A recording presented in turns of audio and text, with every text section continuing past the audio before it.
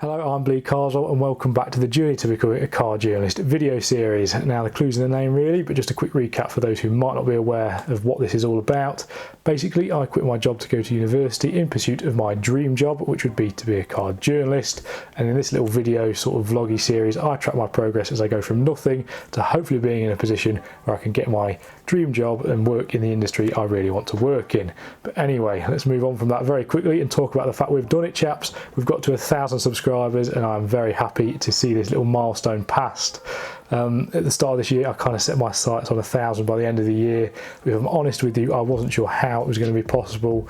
I kind of thought we'd get there eventually, but to get there this year seemed like a bit of a daunting task, and I had no idea how we were going to achieve it. Especially back in May, and I've been uploading videos for a few months by that point, and I was up to 100 subscribers.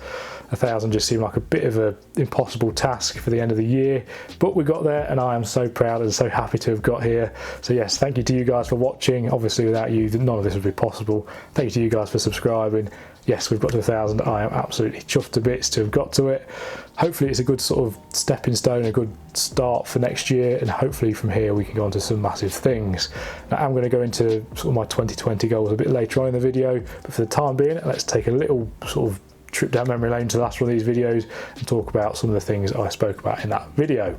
So I think the last video was uploaded in September, not all that long ago really, and in that video I kind of spoke perhaps at length about the fact that I need to be less absorbed by the numbers and I need to be more focused on enjoying the content creation part of being on YouTube.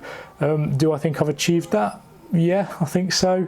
I think part of me is human though. Well, obviously part of me is human, and that means I'm always going to be aware of the numbers. I think it's impossible basically to ignore them completely. At the end of the day, I want this to grow into a business somehow, and I need my numbers to be green and doing well in order for me to get there. Like I say, I think it's part of being human that you see these green numbers and think, yes, everything's doing really well. And then when those numbers turn red and you're not doing quite as well, you start questioning absolutely everything and wondering why everything does really badly.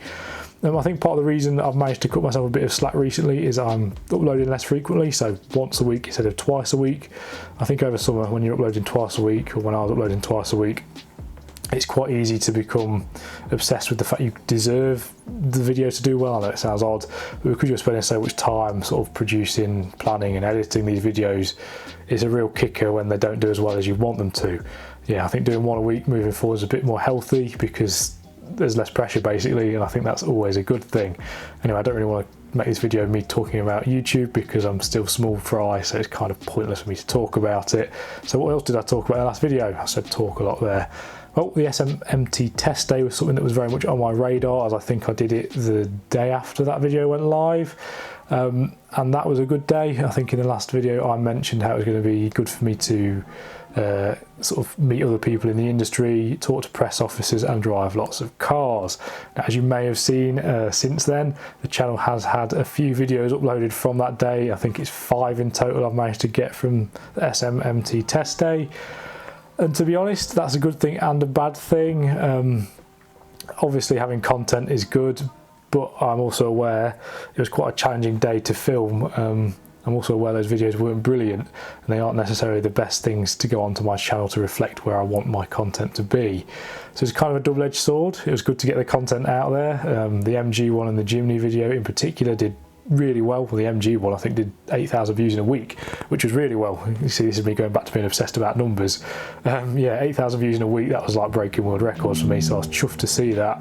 But ultimately it isn't the kind of content I want to be basing my channel on, so by the time I was getting around to uploading the last one, which was the Vitara video, and the Bath video before that, I was getting a little bit fed up with uploading them just because they weren't really reflecting the quality of content I want on the channel moving forward.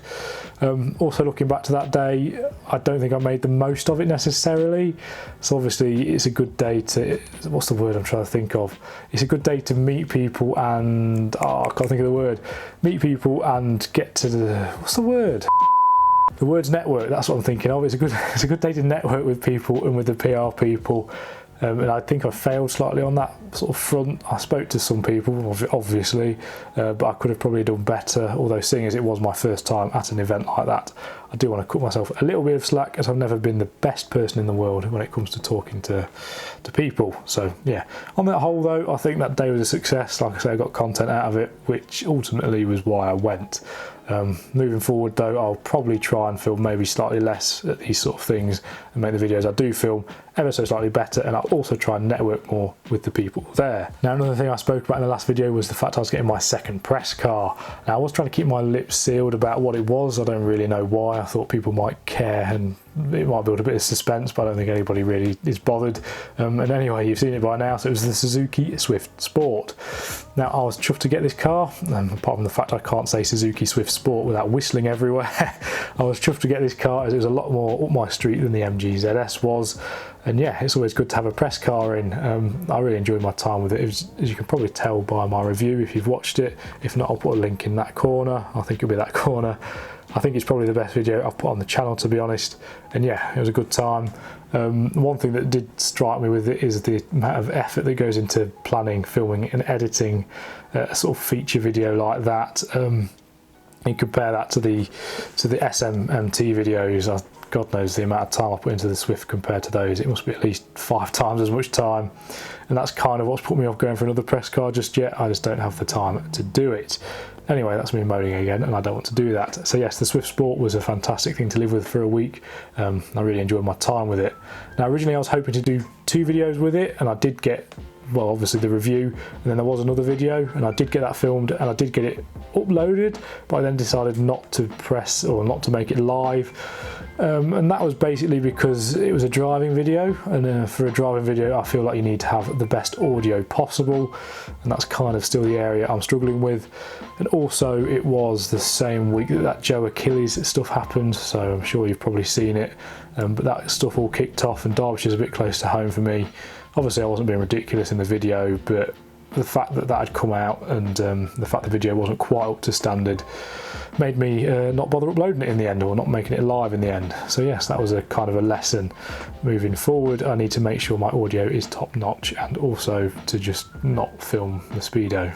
Yeah. Now, another thing I spoke about in that video, perhaps obviously seeing as it was called Back to Uni, I think, or something along those lines, is the fact I was going back to university. And obviously that was 2 months ago, so I've since been at university. What have I been up to? Well, as I mentioned, I'm doing 4 modules, so I'm doing video, advanced feature writing, specialist online, and magazine design. That is 4 opposed to the 3, and that means, as I've predicted in the last video, now we're getting to the crunch time in the term, I'm absolutely drowning in work. And to be honest, I'm kind of regretting not taking my own advice. Again, I think in my last video I'd said I need to be on top of things and have videos in the bag by this point in the term, and I failed at doing that. So this is why we're pulling out the camera and putting it up in my bedroom, because at the moment we're struggling for content and we're struggling for time to get anything filmed. Now, having said that, I do need to kind of try and prioritise uni, but I do have a few ideas I do want to work on to hopefully keep this 1 a week upload schedule going. It's kind of bound to happen, and like I say, I predicted it, so I'm a little bit annoyed that I didn't try and plan better. But this time of year is always tricky for me. I always struggle when it goes dark, I don't know, and my head sort of drops. So yeah, it kind of is what it is. Just going to try and battle through, get the work done, and then after Christmas, hopefully I'll be doing half as much work at university. Hopefully I can crack on and really get this channel going. I mean, this is kind of a good transition for me to talk about my 2020 goals. Perhaps a little bit early for this year, I might end up recapping them again. But anyway, next year I'm hoping, and I want 10 or 20,000 subscribers by the end of the year. I'm aware that's a bit of a large goal. You know, I'm currently set on 1,000, so how the heck am I going to get to 10 times that or 20 times that? My theory is basically I need to aim high. I aimed high for this year, kind of high, and I got there. There's no point in aiming for 2,000, pointless. If you don't aim for the top, you're never going to get there. Even if I aim for 20,000 and get to 14,000, yeah, whatever. I need to aim high and do my best. So how am I planning on doing that? Well, basically, I need to hit the ground running in January. I think I might have a possible dealer that I can use their cars for films, so that'll be good. And obviously I need to, around that, be doing as much as I can to get people tuning in. I need more Saab stuff, I'm aware of that. Hopefully there'll be some more of that coming this month, or December rather, because this is going live today, so that's not giving me much time at all at the end of this month to get anything filmed. But hopefully towards the end of this year, in December, there'll be more Saab stuff. But next year I do need to try and push as much as I can out and make it all high quality. So like I say, hopefully there'll be a dealership on board. I do need to get in contact with them, but it seems like they should be. And around that I need to be filming more of my owner reviews and all of that sort of jazz. Yeah, it's going to be a big year next year. I feel like it's sink or swim time. This year was kind of setting the foundations and getting myself in the best position possible to start 2020 off strong. But I feel like next year, because I want to be making a living from this by the time I graduate, which is a year and a half away pretty much, next year's sink or swim. If I don't make the most of it, I don't attack it from January the 1st, yeah, I feel like we're going to be struggling. But anyway, that's probably another subject for a different video. I don't want to get too deep and emotional about goals and all that. So I think that'll do it. I've been Blee.